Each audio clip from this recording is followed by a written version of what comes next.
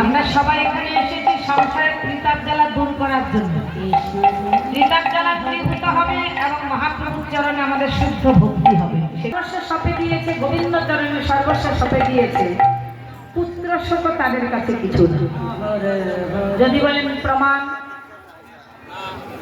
চৈতন্য ভাগবতে আছে, আছে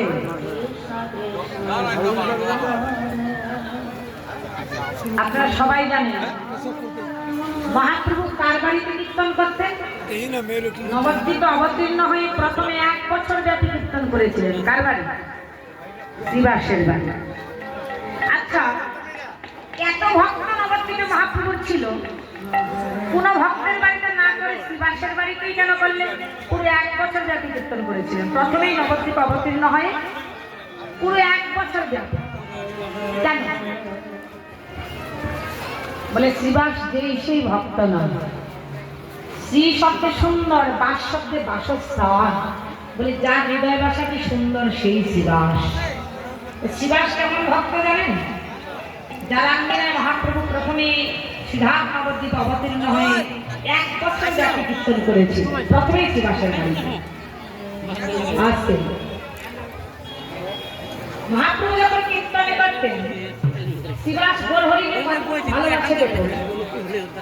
শ্রীবাসের একটি মাত্র পুত্র। আপনারা নবদ্বীপে গিয়েছেন? গিয়েছেন? নবদ্বীপে গিয়েছেন? নবদ্বীপে শ্রীবাসাঙ্গিনা এখন আপনারা গেলে আপনারা দর্শন করতে পারবেন যে শ্রীবাসাঙ্গিনা মহাপ্রভু প্রতিদিন কীর্তন করতেন।